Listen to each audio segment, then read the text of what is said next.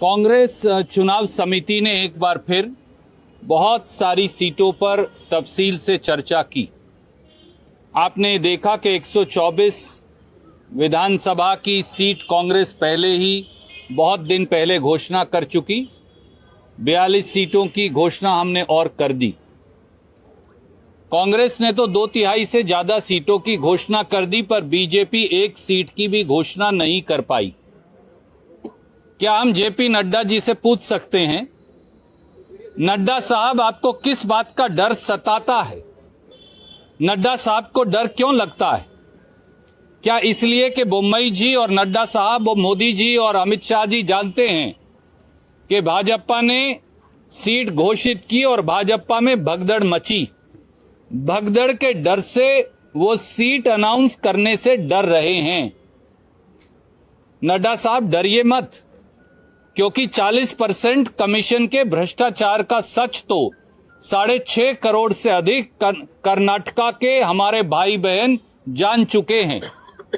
और कब तक आप खैर मनाएंगे?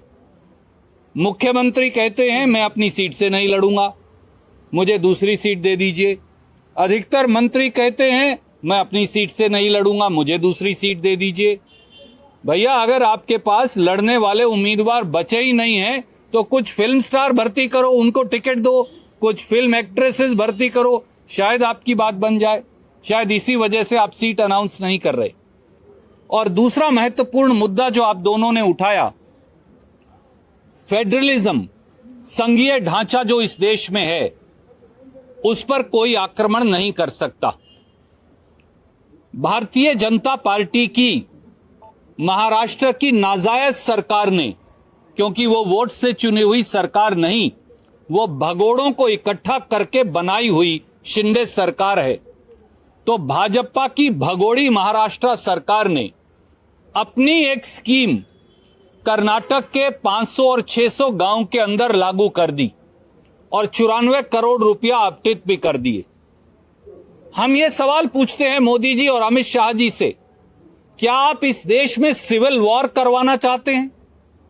कल को हरियाणा पंजाब में स्कीम लागू कर देगा, पंजाब और हरियाणा दिल्ली के अंदर अपनी स्कीम लागू कर देंगे, पंजाब हरियाणा और दिल्ली उत्तर प्रदेश में लागू कर देंगे, उत्तर प्रदेश बिहार में लागू कर देगा, बिहार आगे उड़ीसा में लागू कर देगा।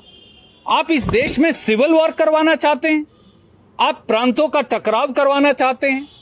पहले भी मोदी जी और अमित शाह जी की नाक के नीचे असम की पुलिस ने और अरुणाचल की पुलिस का इसी प्रकार से टकराव हुआ, जिसमें सिविलियंस मारे गए। बाकायदा एक प्रांत की दूसरे प्रांत की फायरिंग हुई और 6-8 महीने तक एक प्रांत के लोग दूसरे प्रांत में नहीं जा पाए, जैसे ये कोई हिंदुस्तान पाकिस्तान हो। जो उत्तर पूर्व में आपने किया था अमित शाह जी, मोदी जी, वो आप अब दक्षिण भारत के अंदर भी कर रहे हैं। आपने अरुणाचल प्रदेश, मणिपुर और असम का झगड़ा करवाया, बॉर्डर डिस्प्यूट करवाया, लोग मरवाए। 8 महीने तक मणिपुर का आदमी असम नहीं आ पाया, क्यों? अरुणाचल का आदमी असम नहीं आ पाया, क्यों? ये हमारा मुल्क है, हम कहीं भी जाएं। अब आप महाराष्ट्र और कर्नाटक का झगड़ा करवा रहे हैं जानबूझकर। दोनों जगह आपकी सरकार है, हर रोज मोदी जी बार बार वहां जाते हैं। बसवराज बोम्मई के अंदर तो इतनी हिम्मत नहीं बची, वो इतने कमजोर मुख्यमंत्री हैं कि वो ना कर्नाटक के हितों की रक्षा कर सकते, ना हमारे कन्नड़ा भाई बहनों के हितों की रक्षा कर सकते। ऐसे मुख्यमंत्री को, जैसा आप दोनों ने कहा, बगैर विलंब के इस्तीफा दे देना चाहिए, नहीं तो उसे बर्खास्त करना चाहिए। और दूसरी तरफ मिस्टर शिंदे जो महाराष्ट्र के मुख्यमंत्री हैं, वो हिंदुस्तान के संघीय ढांचे का और संविधान की धज्जियां उड़ा रहे हैं। महाराष्ट्र के गवर्नर को आर्टिकल 356 का इस्तेमाल करके उनकी सरकार को और मुख्यमंत्री को बर्खास्त किया जाना चाहिए। उधर महाराष्ट्र के मुख्यमंत्री बर्खास्त हों, इधर कर्नाटक के मुख्यमंत्री बर्खास्त हों, क्योंकि भाजपा के पास अब कोई मुद्दा नहीं बचा।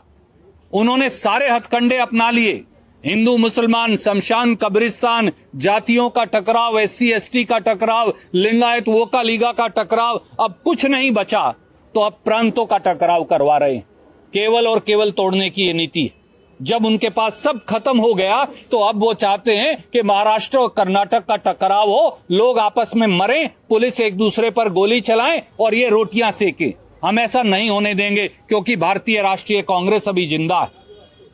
सिद्धारमैया जी, डीके शिव कुमार जी के नेतृत्व में संघीय ढांचे का उल्लंघन जो महाराष्ट्र द्वारा किया जा रहा है, उसके खिलाफ हम निर्णायक लड़ाई लड़ेंगे।